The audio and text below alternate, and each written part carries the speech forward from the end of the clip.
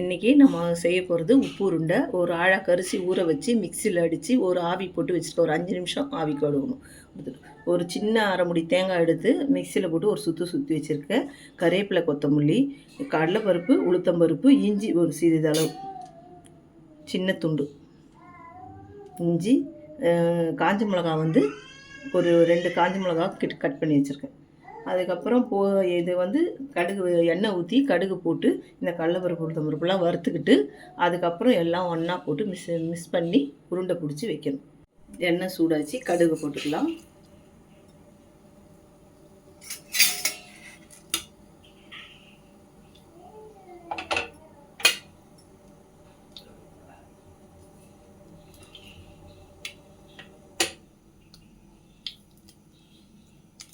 பக்கத்தில் ஒரு சொம்பு தண்ணி, சுடு தண்ணி வச்சுக்கிட்டேன்.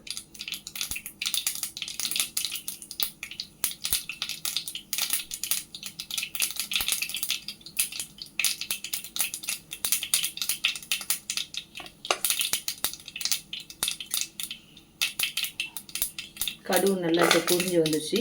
நம்ம வச்சுருக்க கடலைப்பருப்பு, உளுத்தம்பருப்பு, வரமிளகா எல்லாத்தையும் சேர்க்கலாம்.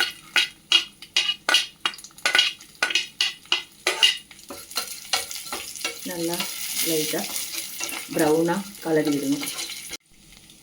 இஞ்சியும் போடணும். நல்லா கலரி விட்டுட்டே இருக்கணும்.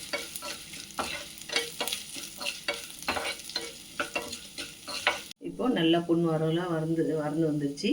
இதை எடுத்து நம்ம மாவில் மிக்ஸ் பண்ணிக்கலாம். இதை கொட்டிக்கலாம்.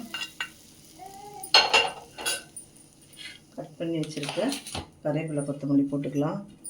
அப்புறமா தேங்காய் சேர்த்துடலாம். சுடு தண்ணி சூடு பண்ணி வச்சுருக்கேன் ஒரு சொம்புல. தேவையான அளவு பெருங்காயம், உப்பு ஒரு அரை ஸ்பூன், சின்ன டேபிள் ஸ்பூன், அதனால தான் அரை ஸ்பூன் போட்டிருக்கேன். எல்லாம் சேர்ந்து மிக்ஸ் பண்ணி விட்டுக்கலாம். தண்ணி தெளித்து அப்படியே பிசைஞ்சிக்க வேண்டியதுதான் உருண்டை.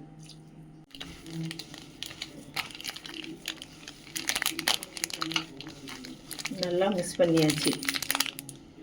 மிக்ஸ் பண்ணியாச்சு. உருண்டை பிடிச்சி இட்லி செட்டில் ஒரு 10 நிமிஷம் வேக வைக்க வேண்டியதுதான். உப்பு உருண்டை வெந்துடுச்சு. ஸ்டவ் ஆஃப் பண்ணிடலாம்.